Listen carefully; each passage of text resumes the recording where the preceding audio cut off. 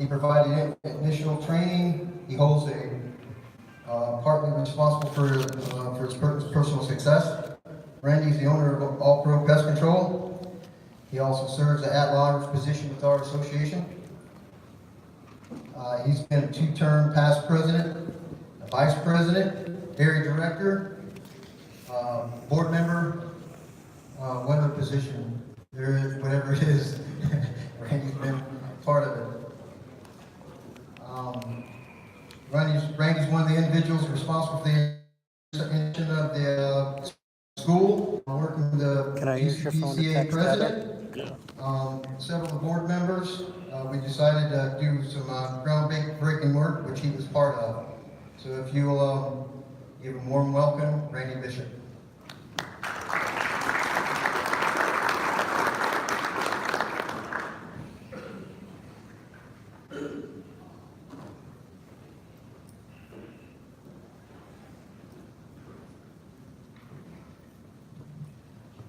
Okay, good morning.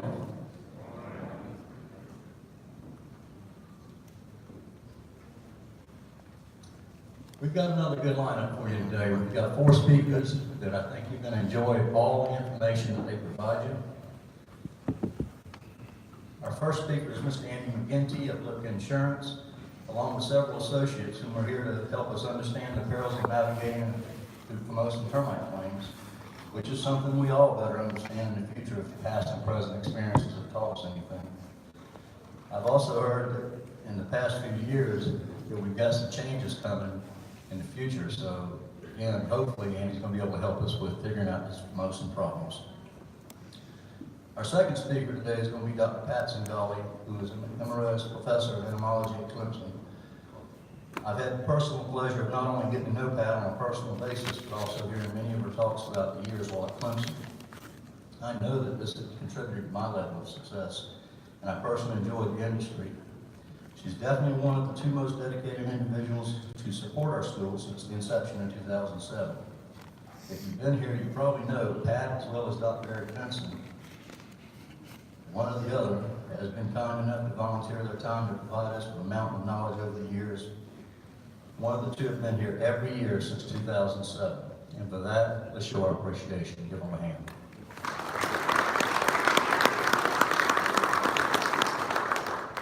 Our third speaker is Ms. Sheila Haddad, who is the Vice President of Sales at Bell Laboratories, and she's going to be sharing information on a comprehensive approach to rodent control in urban and non-urban areas. And our last speaker is Mr. Ryan Oakey, who is the Assistant Director with the Department of Pesticide Regulation, who will be here to inform us on the regulatory issues with spray foam insulation. Sure, you're going to find all that interesting. Now, before we can actually get started, we've got to do some of this homework. The Greater Charleston Pest Control Association Board and Camp Happy Days asked me to thank everyone for not only the support over the last 12 years for the GCPCA School, but also with helping us with our passion of helping kids get cancer, as well as sending these kids fighting the fight of their lives to a summer camp known as Camp Happy Days. It provides them at least a small break from the fight to relax and enjoy life as most of us know it, but yet they can only dream of.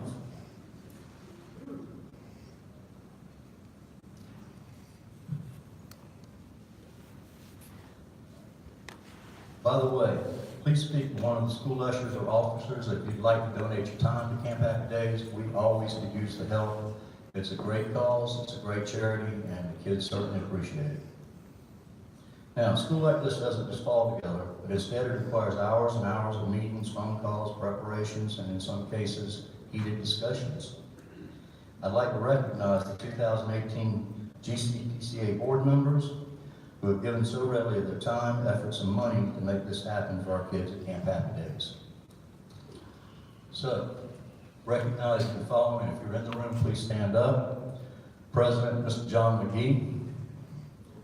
Vice President, Mr. Vic Hainline. Treasurer, Ms. Libby McKee. And last but not least, Secretary and Co-Director, Mr. Rick Hendricks. Our ushers today, let's give them a hand.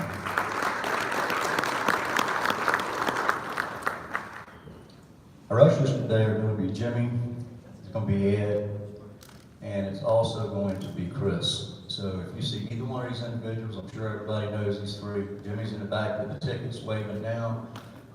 Don't see the other two, but I'm sure they're here. Now, the bathrooms are out the door to the right. If you have any problems finding them, you're lost, but ask one of the ushers.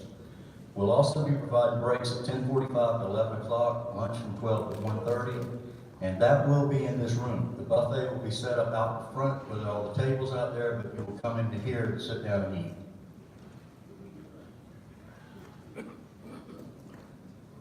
Raffle tickets are also being sold prior to all the classes at lunch and also during the time with our vendors. I'm not sure what they're, Jimmy, what are the tickets running? $3 a piece, 2 for 5, 10 for 10. Okay, so everybody got that?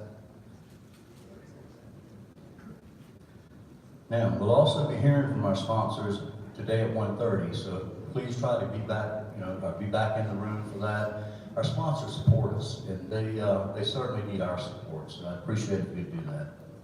We also ask that you please turn the cell phones down to silent or off in respect to the speakers and your people beside you.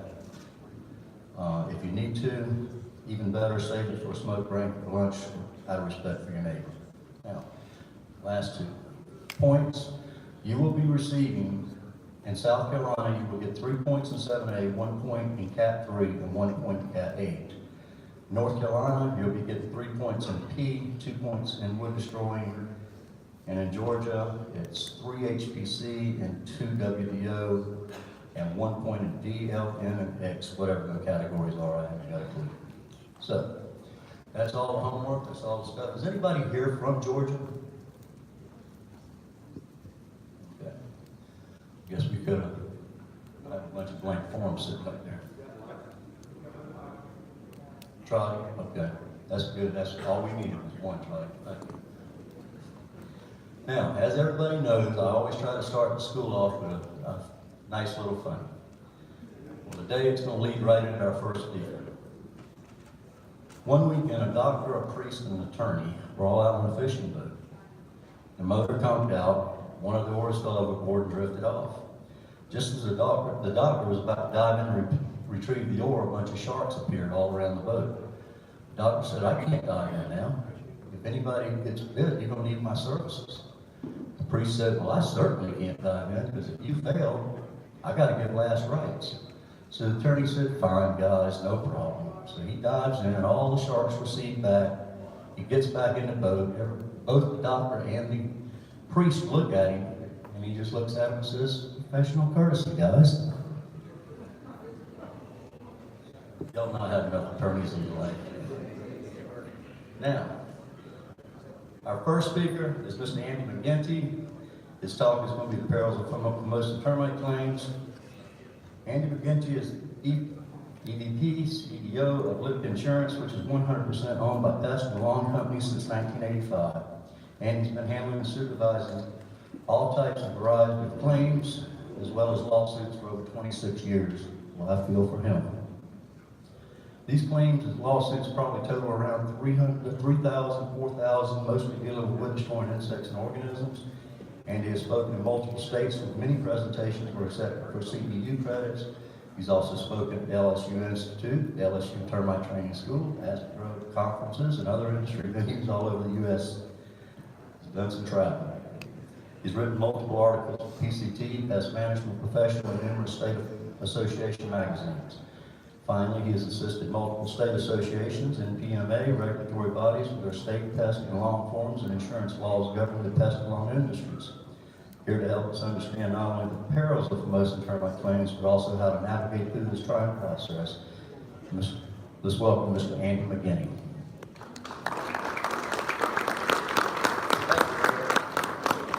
Can you hear? Can you hear over there? No problem?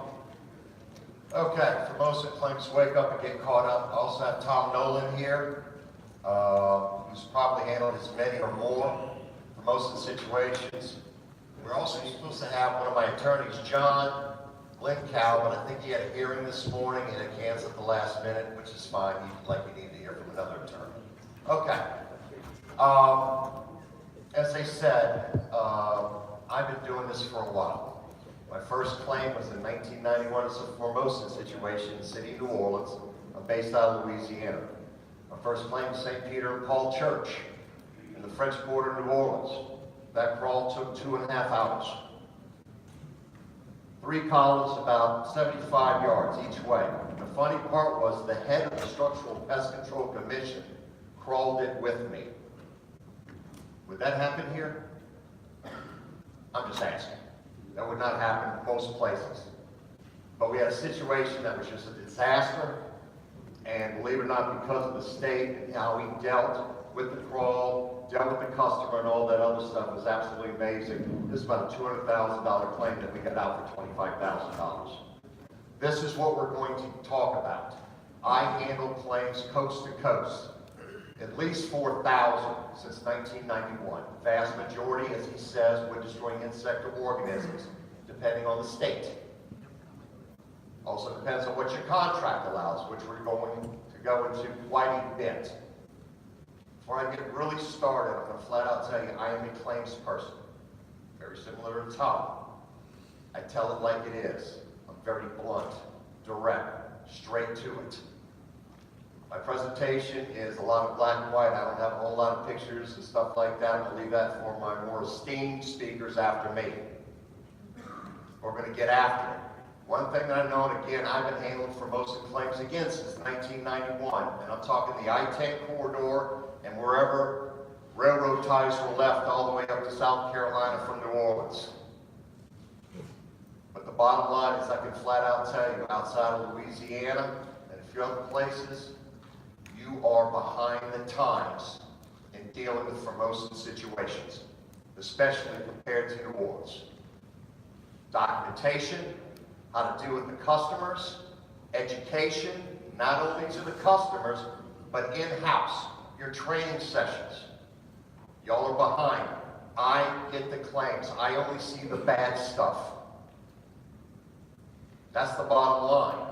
I deal with this gentleman wherever he just took off, Tom, on the vast majority of here in South Carolina, northern Georgia, and the surrounding areas. This is what we're going to go over. We're going to try to step it up a little bit regarding things that you need to do, not only in-house, but also with your customers, and basically try to avoid situations. I would say at least 1/3 of the claims I get from the South Carolina area should easily be denied, not get in the hands of attorneys, and basically cost everybody a fortune, which I will show you that as well. So basically, this is Formosan claims. Wake up and y'all need to get caught up. All right, again, this is the information of the people. This is John Blinkow is my attorney here in the Charleston area. I got one other one as well, but John's the real deal. I'm going to flat out tell you, nobody's as good as this guy. Trust me, if he's stunk, I'd let him know. He's the real deal. He flat out tells it like it is. He gets his hands dirty. And I need that. I need him to tell me, look, this PMP screwed up big time. He did it right. If y'all have any questions during this, because a lot of times people go, Andy, I cannot believe you paid on this claim. Andy, I can't believe you denied this claim.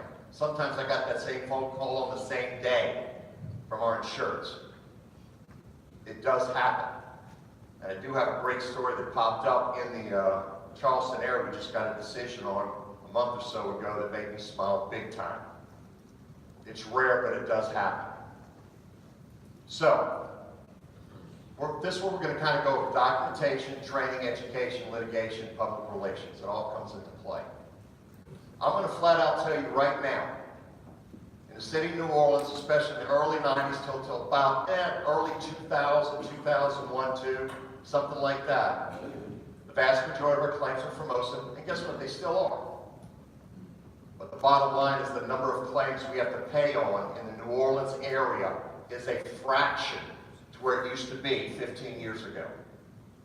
And the main reason why are those issues. We are so far ahead of the game to where now when we go into court, it is expected, it is not a surprise that people have Formosan claims, Formosan infestation, Formosan damage, where they file claims for diminution of value because there's now a stigma of Formosan in their house. So now they want that money, so when they sell it, they have to reduce the amount of what the value of the home is. In New Orleans, it's expected. And one of the main reasons why is because of public relations, which we're going to go into that later on. One thing we're going to find out now, this is a team effort. Not only from the industry, a lot from your association, your Department of Ag and Clemson, right? It's an ultimate team effort. Believe it or not, Formosan claims in New Orleans area is not a big deal anymore. It really isn't. If I pay on 5 in a year where I used to pay on 50, it's a surprise. It has totally changed. But again, like I said, it was a team effort to make that happen. So, with that said, first and foremost, period, end of story, documentation is everything. Written documentation. We're going to talk about contracts and all that in a second. But if you have weak contracts, vague wording, any of that stuff in your contracts, you are behind the 8 ball, which means I am behind the 8 ball defending you. And some of the contracts I've seen out of South Carolina are woefully inadequate. It's basically, hey, this is what we're going to do if you get infestation, we're going to retreat it, whatever, and P.S. have a nice day. Some don't even say these damages are excluded, or conducive conditions, or additions, and things like that that should be in your contract. It's not even there. I get the claim and say, well, how old is this contract? Oh, we had this run up done about 20 years ago. I believe it. When I have an insured now that wants to get a quote from us, I want to see their termite contracts. I talk to them about it. Look, there's things that you need to do, things you need to consider, whatever. We don't mandate anything outside of dry heat fumigation, but that's another speech. But we recommend it. Say, well, we've been happy doing this for 20 years ago. And if I was next to him, I'd pat him on the back, good luck very much. But you got to go to somebody else. Because you have no defense with this contract. Zip. The attorneys in this area are a lot smarter than they were 10 years ago. Would you agree with that? Absolutely, and these guys are targeting some of you people on a regular basis because of those contracts, and the fact that you're not, in some cases, making sure that everybody who's your customer has the documentation that you provide with the contracts, like the graft. And I'm sure we're going to go into that a little bit more, but some of you are not getting the graft signed, some of you are not getting the contract signed, and making sure that these people understand the language of the contract, and whether or not it's arbitration, and things like that. So. Well, we're going to go over that. But you got to remember, the documentation, the whole thing is there's less room for misinterpretation. If there's ambiguous language in there, using certain terms in your contract like coverage. And I know people in here have that word in their contract. I know it. I'll bet the house on it. You don't provide coverage to anybody. I provide coverage to you. You provide a service. You provide consideration. If this happens, this is what we allow. Coverage is an insurance term. There's certain terms like bond, warranty, agreement, things like that are ambiguous unless it's specifically mentioned in the contract of what you allow and not allow. Got to remember, when it's all said and done, if it's ambiguous, if it's basically left up to the credibility between the PMP and the homeowner, or whoever owns the property, the vast majority of the time they're going to go with the homeowner.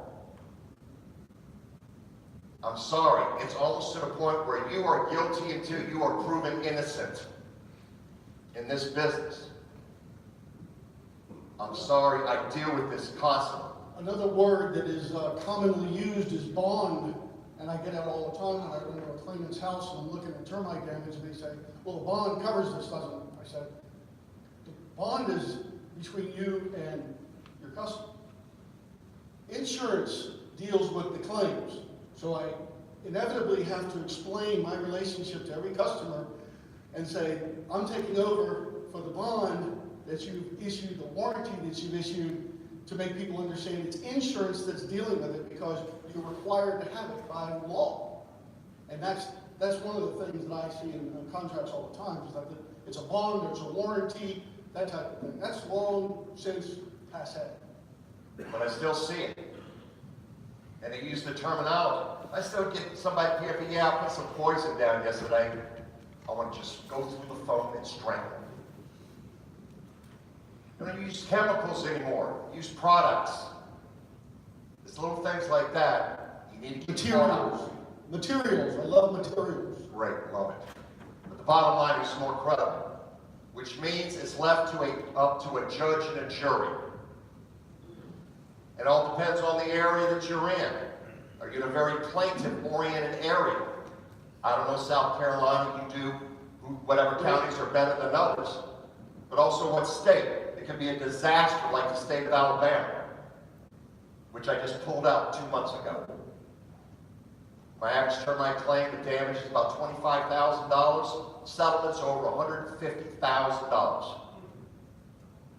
South Carolina, I'm telling you right now, y'all are third in the country in regarding what is expected or demanded on Formosan claims.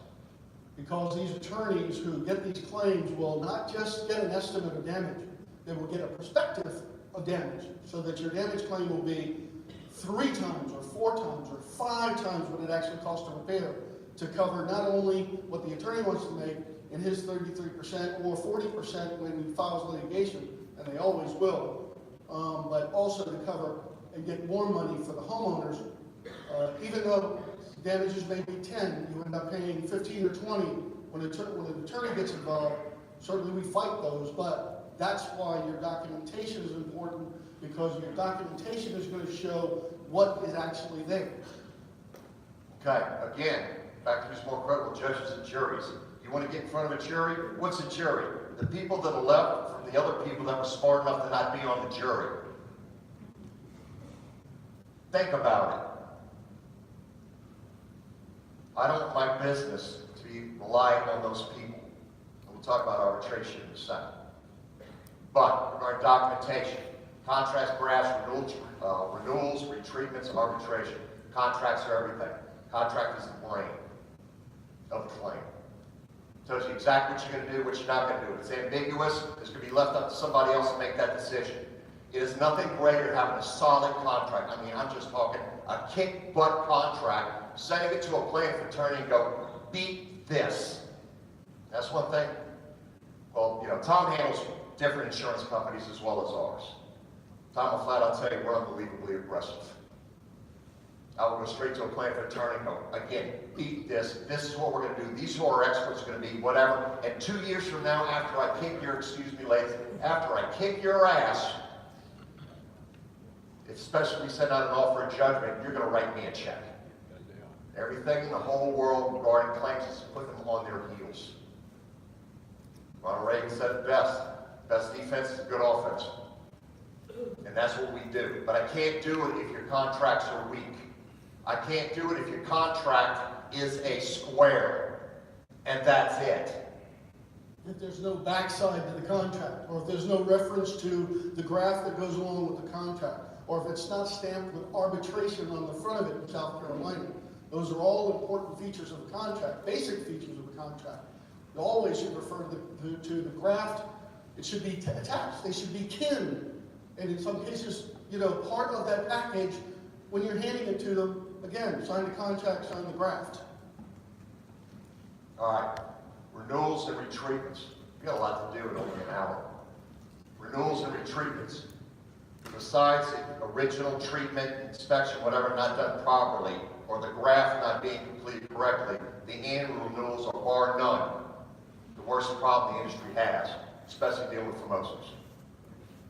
Especially if you have turnover with people going there for the first time, missing additions. Continued conducive conditions. One of the things we implemented in New Orleans early on was we had our insurance go with them on the annual renewal, a copy of the graph with them.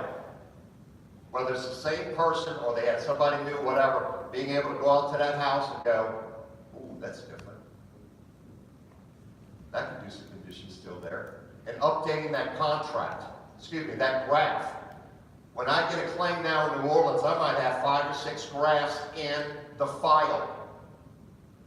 If something was updated, if there's a continued conducive condition, as well as the notes. If you have a customer that's 10 years old, you should have 10 graphs, all of them dated that year. Do not modify the original graph to say, this is Andy on such and such and such and such. Because if you're deposed, the plaintiff attorney is going to say, when did you make that note on this graph? Instead of, this graph is dated 1997, that's the graph. And in 2017, it's a graph that shows a lot more damage, and they're both dated that for that year. So 10 years, 10 graphs. I don't understand the problem of not doing that. Inspection tickets, that was mom and dad. That was mom and dad in 2000. No more inspection tickets. Folks, please never alter an original document. Please. That is a killer. Here comes the amended petition regarding fraud, intentional act, deceptive trade practices. And guess what? This just isn't us, this is anybody. The insurance does not cover that stuff. You will be on your own if you're hit. Do you get punitive damage in South Carolina for that? Or trouble? You can get trouble damages in South Carolina. We haven't had one of those cases yet, but every single case, the litigation that's filed, it will assert a fraud, negligence, and it will cite an unfair trade practices claim. And the reason why they do that is because it piles on the work. It's not that they can prove it. It's not that they have evidence to prove it. It's that they want to make that claim, to make it more complex, to make you fearful of the litigation, rather than it just being, hey, they filed suit because they want more money than just the termite damage or beetle damage or whatever it may be. Yeah, Again, don't give them a reason to make allegations that aren't true, which, could actually be happening to somebody right now on the Supreme Court. Okay. Next, arbitration. That's the first thing I look at in a contract. It's not whether you allow for repairs or not. Believe it or not, that's not that big of a deal. We cover that, as long as the contract's strong. I look straight for an arbitration clause. I do not want the claims going in front of somebody that's elected or wants to be re-elected on how we decide situations in a civil court. I want somebody who's an arbitrator. I want somebody that usually is almost retired. He does this not on the side, but he focuses on it, and he focuses on the law and the terminology in the contract, not the subjectivity of somebody crying on the stand. And can I tell the story briefly? Go, make stuff out. Last month, I had an arbitration. 2 years ago, we had a Formosa termite damage claim. The contract was 9 months old. Pre-existing house had pre-existing termite damages. Somebody in this room reported those termite damages. The homeowner bought it, didn't get a contract for 2 years. Got a contract. 9 months later, had Formosa termites. Went out there, looked at it, back right side of a house on Island Palms. Termite damage, no problem.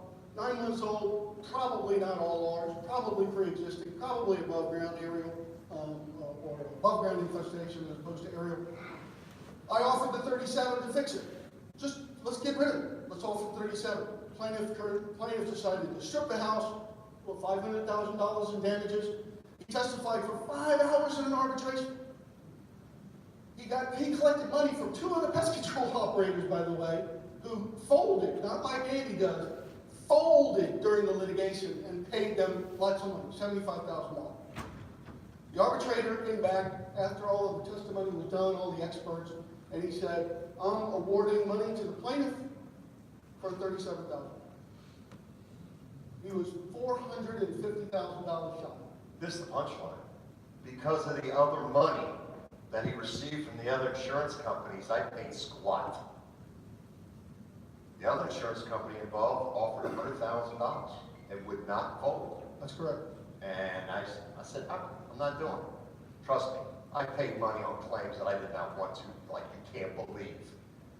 And this guy was about as sympathetic as sandpaper. Okay? So, you also kind of have that going for you, because arbitrators don't like that as well. But the bottom line is, on your arbitration, I believe in it like crazy. And And the other thing is, if you have an arbitration clause with the American Arbitration Association, get rid of it. I'll have information to contact me, whether you're insured with us or not. I will send you the new clause that's now being used. We had it thrown out in the state of Louisiana. AAA, I'm not going to go into detail mainly because of the time, but AAA basically tried to screw the industry regarding how they're going to arbitrate. They're going to dictate to us on how it's done, and that ain't going to happen. AAA is out. We had it in every contract, plus on your CL 100, our WDR in Louisiana, we're the only state in the country, we have an arbitration clause on our WDIR. And it's sweet. But AAA tried to dictate what's going on. We had tossed out the Structural Pest Control Commission, worked with us, whatever, and now it's a mutually agreed arbitrator that will hear the situation. Get with me regarding the language. AAA, I'm telling you right now, it's not worth it. But get the arbitration in your contracts. Every contract, general pest, bed bugs, termite, I don't care what it is. All of them. And it can't be on the back page, South Carolina, first page, stamped. Gotta be on the first page. Good to know. All right, let's roll. All right, documentation means complete record what happened. I have a great document for our insureds. When they go out there, proper questions asked, especially on termite situations, it's great. Unambiguous words, we kind of talked about that. Do not say that. Hey, look, I realize we had this bond that we issued you guys. No, you didn't. You issued a contract. People go to law school to learn about contracts. Okay? You should use that term as much as possible. The document I have asks about situations, talks about when they go out there, is there standing water under a pier home, conducive conditions, the gutter, this and that, whatever. Has all that stuff on the document, and the best part is, at the bottom, when you go out there for that re-inspection, you give it to them. Does this look right? Whatever? Good. Sign and date it. Because it's absolutely amazing how that story changes after they speak to their attorney. They will lie, and No. they will lie like a rug. Documentation regarding the graphs, and you're speaking about damage claims. When you have a termite damage issue, this is what you need to do. You need to document what those issues are. You need to get them to sign the draft, and don't say something that you're going to regret later, like, oh yeah, we'll fix that, or we'll take care of that, or that's on us, or anything like that, because it's going to be misinterpreted. My favorite, send me the bill. You know how many jacuzzis I've seen on the bill? They didn't have one. Upgrades, beautiful countertops, absolutely amazing. Wood floors, which they didn't have. I've seen it. You've seen it. Absolutely amazing. Prime example is Mr. $400,000 upgrade. And again, a clear description of the events. One quick thing, especially, let me see if it was, yeah. Especially if you go out there, your manager, if it's not you, or really not sure, do not guess. I don't see any shelter tubes coming up anywhere. I don't see situations where it's coming through this and that. It's got to be a crack in the slab. You go in there and definitively say this is the situation and it's not, your credibility is gone. I don't know. I am not sure. Let me get somebody out here that's more qualified than us. If you think you're, now I can do this in Louisiana. Look, I'm not casting aspersions, whatever. Some states are greater or better and this and that, whatever. Let me get the state inspector out here and look at this. There is no reason to say, I don't know. There's no reason not to say it. If you don't know, you don't know. Don't guess.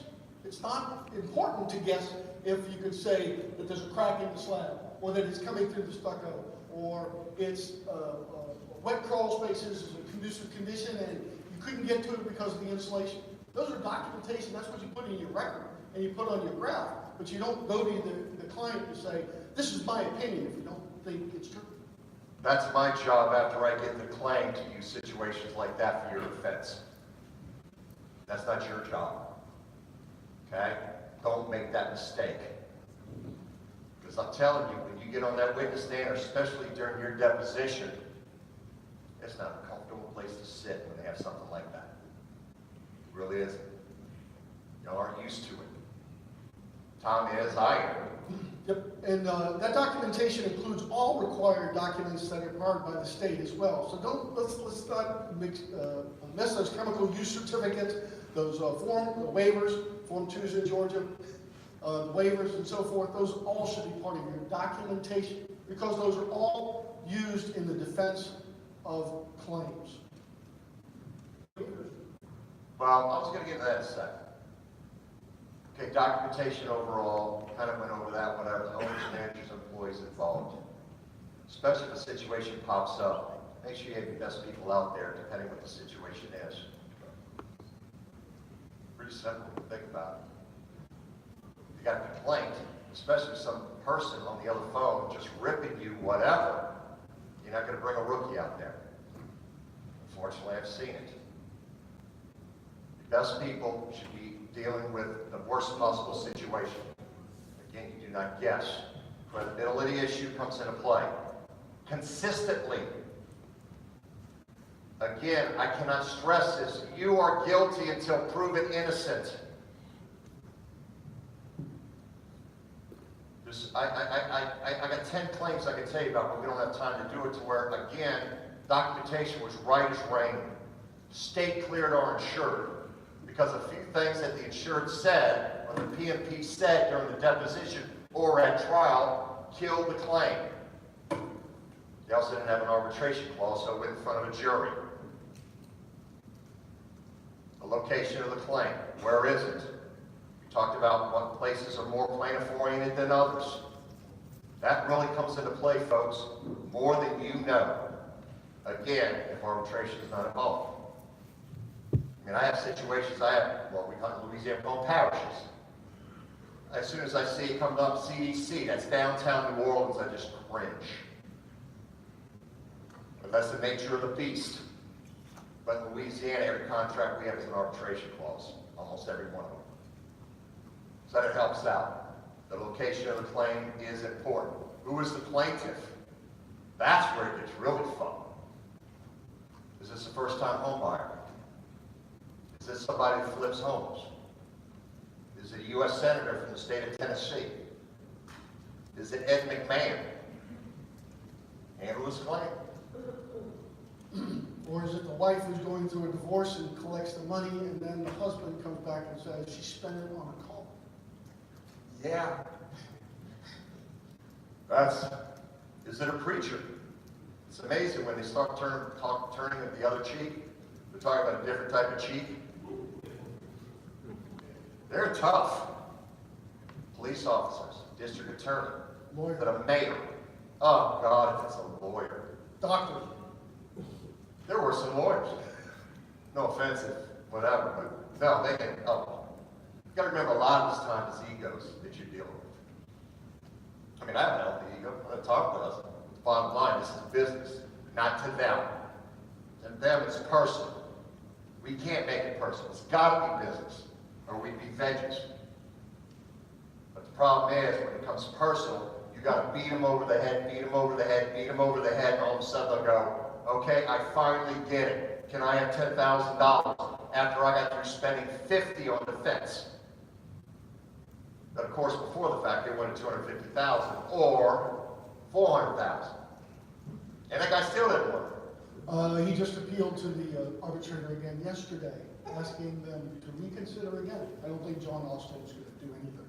Yeah, well, good luck with that. So again, who's the plaintiff? Who are you dealing with? When you're out there dealing with the person before it hits me, find out about it. Oh, by the way, is this your first house? Yeah, we have dealt with a Formosan situation before. We're talking about education and stuff. It's important to know that stuff. Because when you call me about a claim, those are the questions I'm going to ask. Tell me about the homeowner. Who are we dealing with? Where they live? What's their temperature?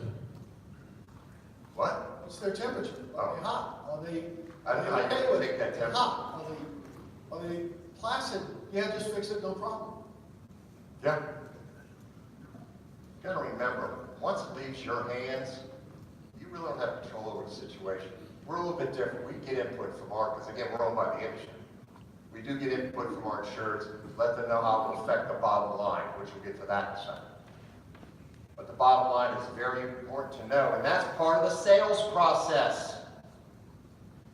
You're selling, you're going to be selling to whomever, your salespeople, whatever, find out a little bit about it. See what we're dealing with. Is he a lawyer? Okay? We're not trying to say, don't be prejudicial against them. But the bottom line is, remember, bells should be going off in your head depending on the circumstances. All right? All right, tracks. We talked about it. Grass. Grass, I'm telling you, you missed previous or visible evidence at the time you originally treated. That evidence, that means that damage was not there to the plaintiff attorney. Is that correct? I'm sorry? Hey, you don't put that X where the damages were in the original one, and it's there, but you know it's pre-existing? That's new. That's new damage. Warranties, guarantees, bonds, we talked about that. You got to be very careful using that terminology, and especially put that terminology in your contracts. Avoid it. It's ambiguous, sometimes conflicting, especially if you have different terminology in the documents that you issue. Prime example, we have a state contract in Louisiana. Claim I was telling you about. Perfect. Absolutely gorgeous. State went out there, retreatment only contract. For most sins and retakes in Louisiana, they're all treated the same. Whatever. It was the perfect claim. Our insured, on his annual inspections, annual service inspection warranty. Every year, it's on every one of his renewals. That wording is in conflict with what the terms of the contract is. Of course, our position was, who cares? Even though we're kind of cringing a little bit. We're going through it, whatever. The plaintiff is on the stand, going through it, whatever, and the plaintiff attorney is kind of making a big deal of it. The judge stopped the trial and said, I'm going to ask you a question, Mr. Plaintiff. What did you think warranty really meant?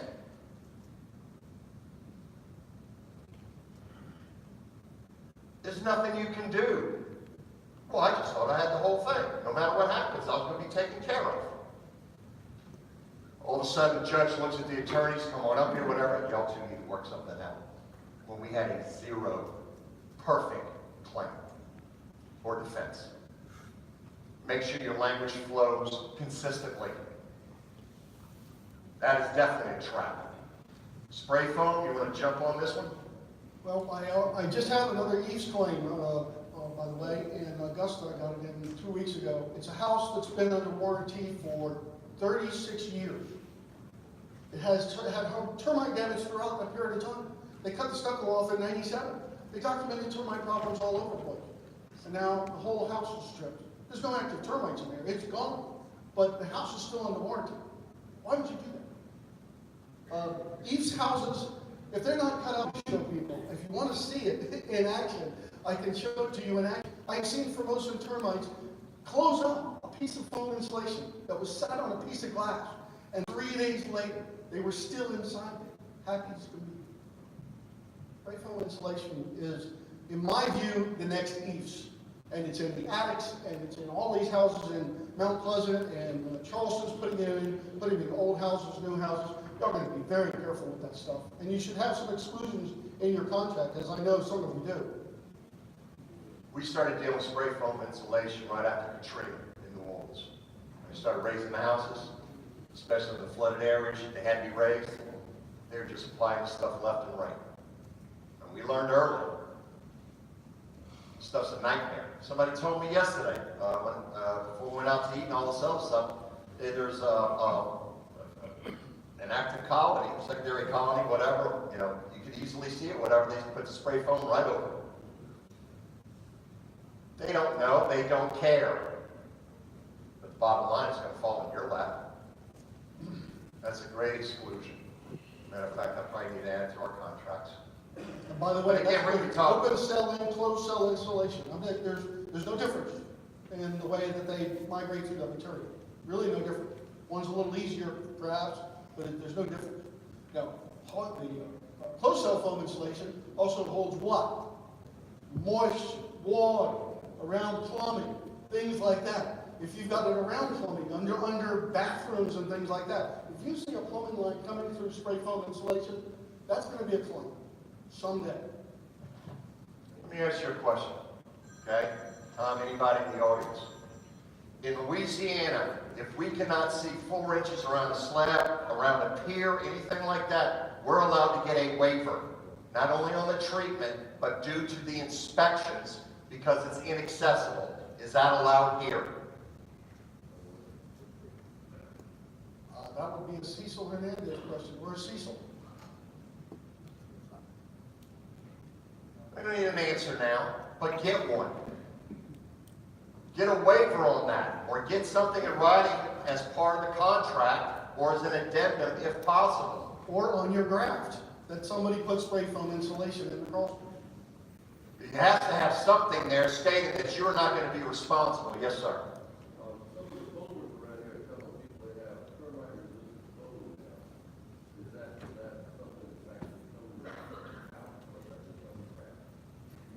Well said. Is there tap foam? Tap foam? Yeah. I mean, that's the only thing I can relate it to. Termite-proof foam? Oh, you're talking about the stuff that has got the borates in it? No. I have termite claim with that material. It was in Hilton Head, and it was a CL100, and tubes were coming through it. I don't know if all the termites died, they weren't in there, but I just don't see anything protecting a house from those termites, including treated material. Very good question. Also funny. Okay. These are just some examples I've seen on contracts. One here in South Carolina. They termite-proof the house. What the hell is that? I tell you. And I've also seen Louisiana. I must have asked that question probably about 50 speeches. Nobody's been able to answer it. Also, a house is never termite-free unless it's a glass home. Okay? They'll probably go after the blue. But anyway, termite-free, termite-proof, little things like that. Do not let anybody, especially real estate agents, mortgage companies, whatever, ask you to put stuff extra on a contract. The contract, especially ours, were created to protect you. You put extra stuff on there, it takes away from the contract. That is a huge mistake. Please don't do it. Or, especially if you insure with us, Andy, this is what they want you to do. This is a big customer. This is a big agent. I have 8 houses. Whatever it is, okay. This is what they want you to write. Come back at it with this, and we'll work on the terminology together. I do that all the time. I want you to keep the business if it's reasonable, okay? But just automatically doing what they're asking you to do, please don't. It's not business if you lose money on it. And especially if you're paying higher premiums on your insurance. Sorry it happens, especially when you get hit. Ambiguous language.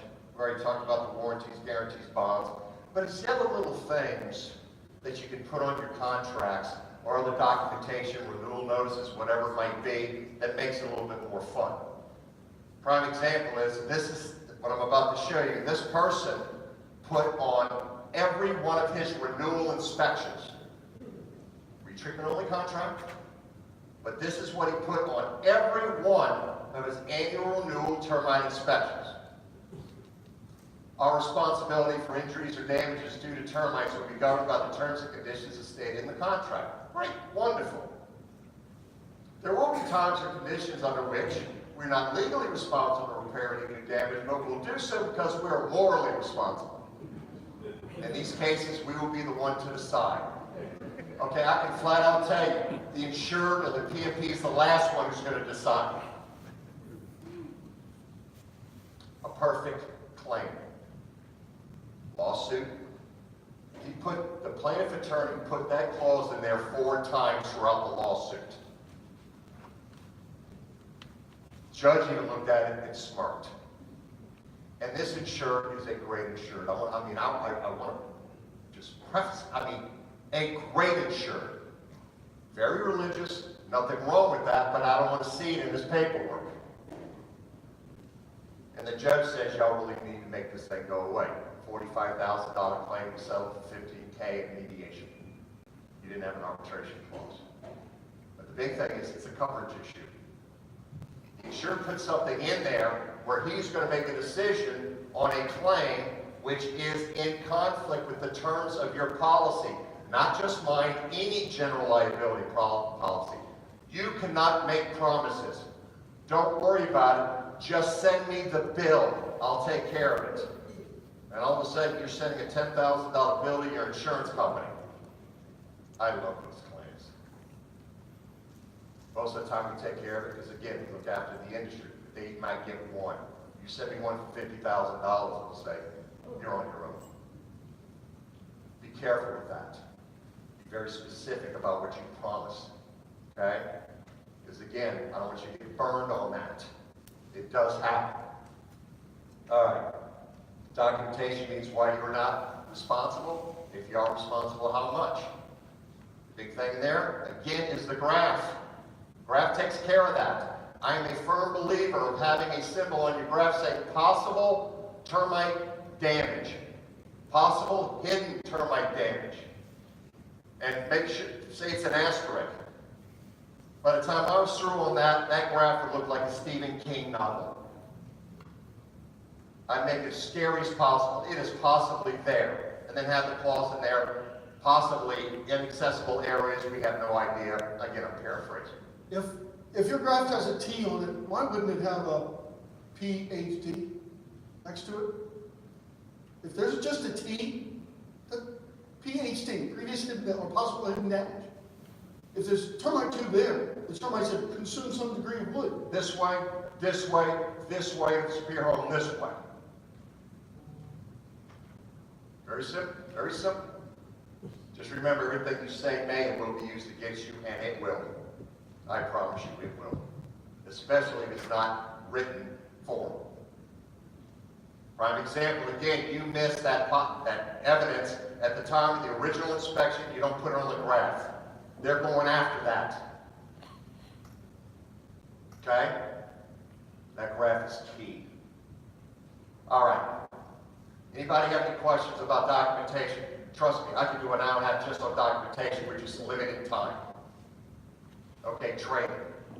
This is what my attorney was really here for, but trust me, I can do it. That's not a problem. We jump in as well.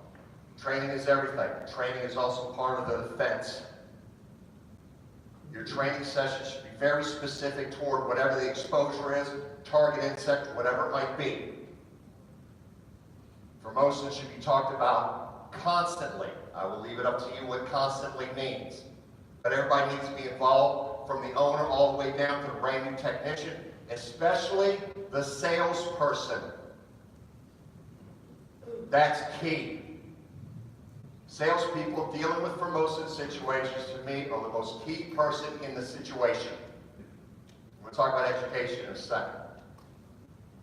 Managers being involved, dealing with the technicians, training them, going out there, making sure it's done, which is follow-up regarding the quality control.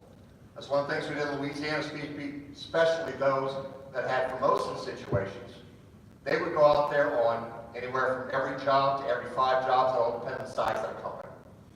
I mean, the real larger companies, it's very difficult to do that, from what I'm told. But very difficult to do that. 1 out of every 5, 1 out of every 10. Where the drill hole's done, where they pass. Was the graph done correctly? Customers love this stuff. I love to see cross checks on some of these too as well. When you have one technician go out 1 year and another technician go out another year. It's maybe a different technician for that customer, but it gives you an updated information, some other eyes. There's 4 eyes on it, there's not just 2 eyes on it. Excellent way to train. Quality control is really saved a whole lot of companies and fools. Especially dealing with the graphs, follow-ups, after annual inspections if they drop the ball. Was there an addition? Conducive conditions, things like that. Quality control also means, do we keep the house under contract? Do we change it from a repair to retreat only? Again, it changes from every state, so I'll leave it up to you guys on how that's done. We'll keep the contract, but we cannot allow repairs here. Again, how y'all do that here, that's totally up to you. Okay? Most states it's very, very simple. I just don't know about how it's done here. But quality control will make it break it. Signing training documents.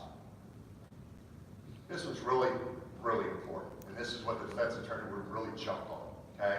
You're having your training sessions. You're giving out the documentation, you're giving out the label, the MSDS sheet. You're going over situations regarding treatment, annual inspections, whatever it is. You're going over all this stuff. You got to make sure somebody's documenting it. Very, very important. Oh, and another thing. Please make sure your employees knows what IPM means. No, we lost a case because they asked our technician, what is IPM? He goes, I have no idea. And in the training sessions, they talked about integrated pest management. But he testified he didn't know what it was. Credibility issue. But when it's all said and done, you go over it, you document what the training is and all this other stuff, and every person at that training session signs that document and dates it. Right now, that is more crucial, especially for our defense. Tom, do you doubt that? Plaintiff attorneys are smarter now than they ever have been, and they're going after the training. Were they properly supervised? Where was the quality control? That all comes into play now. Again, it's like you said earlier, this is no longer a handshake deal. I'm going to go ahead and treat your house, and by the way, hopefully you never have termites. And by the way, we're not going to take care of the damages. It's the same thing with your training. You need to step it up. I'm sure your training is good, but you need to document it now. Okay?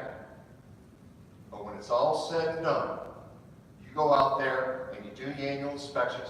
You know who you're dealing with. You got used to the customer. You know who they are. But when in doubt, what do? You might want to throw out words like punt, walk, haul ass.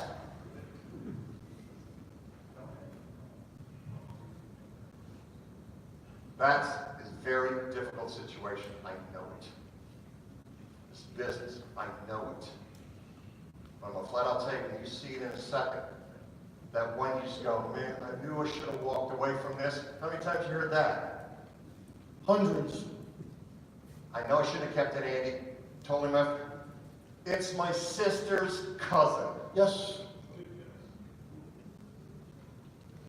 Bless their hearts, but you're the one paying it. Yes, sir.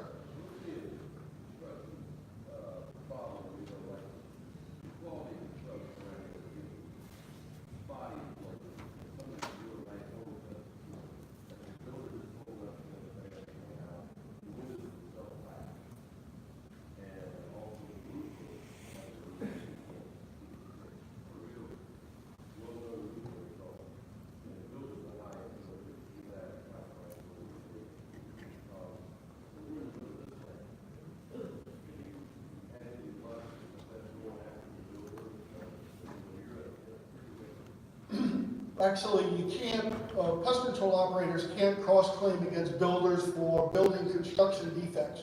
When you're in litigation in South Carolina, you're a defendant, you have an obligation to the customer, but you don't have any direct relationship with the contractor. So you can't make a cross-claim and say, well, you built the shoddy product. You can allege it. Well said. You can't cross-claim against them because you don't have, just as if the claimant can't go directly against the insurance company that has sued y'all and to get the insurance.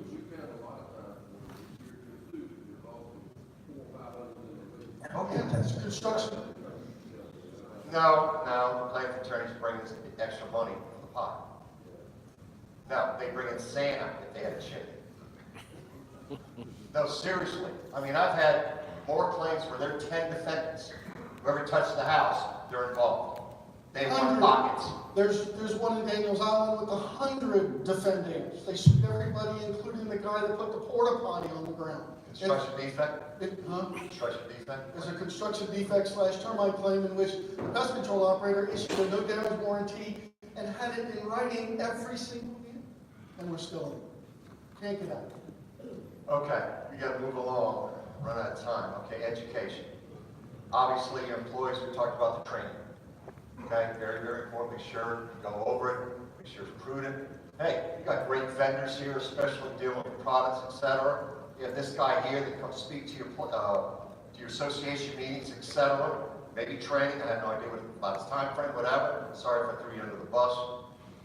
But bottom line is, your employees, hey, look, they're the ones out there fighting the fight most of the time.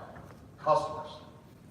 This is one of the greatest things that we really improved in New Orleans and the Formosa areas that it really, where it's just really improved. Educating the customers. Going in there, selling this Formosa job where it's live, or it's depending if they don't find live activity, but they find damage, this and that, whatever. But especially live termites. The chances of you having a secondary colony in this home is blank. 100%. I would be preaching that, I'd be jumping on it, I would have a billboard, give it to them. You might have a secondary colony. Next year, you could easily have a swarm. When's the swarm here? May, April? For Formosas. I mean, we're talking about. It is beyond crucial. You educate these homeowners. This is what could happen. And when it happens, this is what we are going to do. Most of the PNPs of my insurance in Louisiana and New Orleans was I insured 92% of the companies in New Orleans. They will not touch it, they will not treat it until all the damage is torn out. Follow the yellow brick road, as we call it. Okay, we don't see any more damage, we don't see any more mud tubes, inside this and that, whatever. It stops, go an extra 2 feet. I don't care. There still could be a secondary colony in that house with Formosas. You need to hammer that. Hammer it. Let them know that. It is so easy dealing with a consumer or a customer that is knowledgeable before the fact than after the fact. Think about it. And if you don't document you educated them, then as far as they're concerned, they don't know. Or, here's the contract, whatever. Here is it for your information sheet. By the way, there easily could be a secondary colony in your structure. They never told me that. You want to bet? Here's your FYI sheet. Educate them. Give them the worst case scenario. This could happen. Don't worry about it. As soon as I treat this, you'll never have a problem again. Yes, I've handled that claim. You can't make that promise, especially dealing with Formosas. Please do not do that. Okay, public relations. Like I said earlier, this is the team effort like you cannot believe. Between the state association, the department, especially local associations, they do more PR with the newspapers, social media, whatever it is, Habitat for Humanity, whatever it is, they're going out there to take care of Formosan situations. Here, by the way, letters to the newspaper. If you know somebody that's in with the newspaper, whatever, every spring there should be a Formosan article in your paper. I don't care if it's a grocery weekly shopper. Hit them with it. Hit the public with this. Not only does the public see it, juries see it, or potential juries. Judges see it. Plaintiff attorneys see it. You hit them with so much stuff that this is now expected. It is not a surprise when it hits the court. Like I said earlier, diminution of value in New Orleans is no longer considered in any Formosan claim or termite claim in New Orleans. It's expected. If you don't have Formosan, something wrong with your house.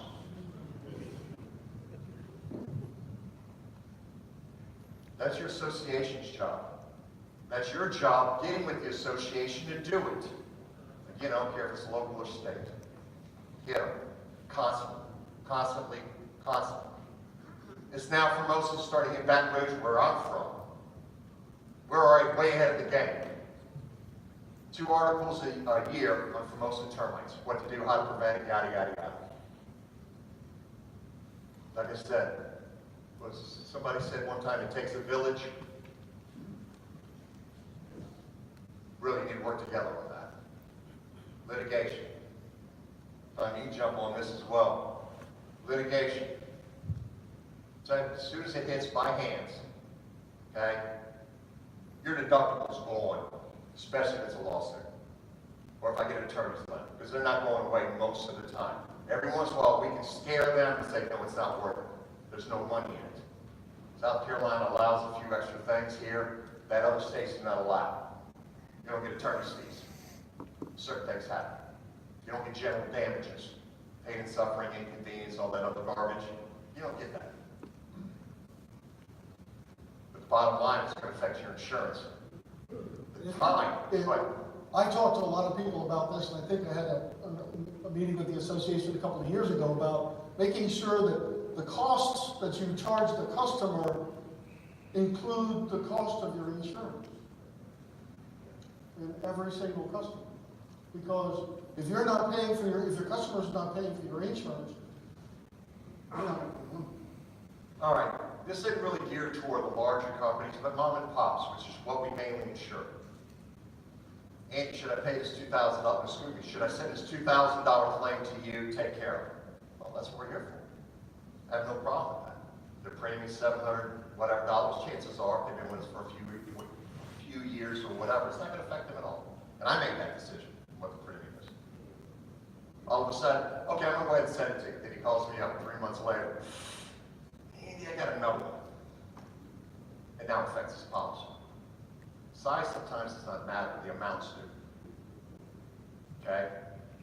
But the thing is, no matter what you do, whenever you're insured, you have a situation like that, you decide to pay it on your own, make sure you get a release. If you're insured with us, call me. Andy, I settled something for $800. I'm a little worried about this, whatever, no problem. When they first notice it, what's the physical address and what's the amount? I'll release to you in 5 minutes. You don't even get it notarized. Full and final release of all claims. Okay? And I tell you how many times people do that and get bit in the butt later.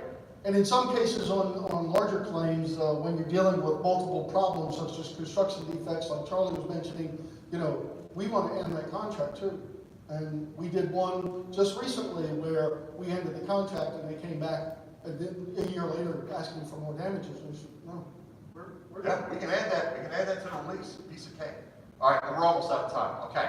The time, seriously, the time you have to spend, especially if you're in litigation, you're talking over minimum 30 working hours of your time.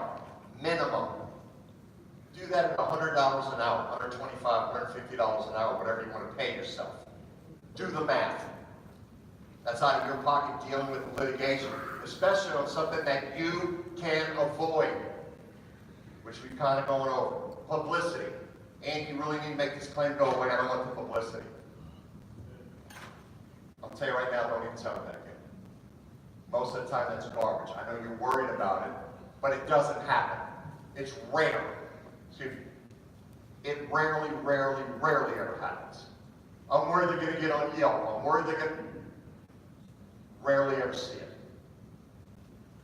Okay? But the other worst part is the mental situation. Andy had that day of sleep. I'm not sure what's going to happen. I don't know if I'm going to be able to afford my premium. I'm not sure I can do this and that, whatever. I'm going to tell you, I had people cry to me on the phone. Huge claims. They did absolutely nothing wrong. Where my defense cost is $50,000, and we're teeing it up. Of course, they want $100,000 to $150,000, and I'm not paying it. But the bottom line is, even when we win, you have a $50,000 claim on your record. Congratulations, you won. Pat on the back. You still have a $50,000 claim. And a lot of the situation was the insured did not walk away. I cannot tell you the average of that situation occurring. All right, just real quick, I will give you not ballpark what we're dealing with. Our average defense cost, termite control, depending on the situation. The one that we're dealing with, that arbitration situation, at $50,000 was a joke. WDIRs, your CL 100s. The reason it's a little bit higher is because you usually have more defendants. Bedbug exposures, now that's a fun speech. Okay? That's a different animal. We had one in Los Angeles where the jury gave $3.6 million. So it was 19 plaintiffs. Our insured was zipped at trial. Zipped. Did a beautiful job. Our defense cost him $275,000. He's out of business. You can't get insurance. Severe claims, you don't have time. I got one for you won't believe. But benefits and lost time to the insured. I already talked to you about that. Minimum 30 hours times whatever your hourly rate is, do the math. Again, that's minimum. Okay, wrap it up. To me, this is the man, Dr. Stuart Mitchell. Has he ever spoke here?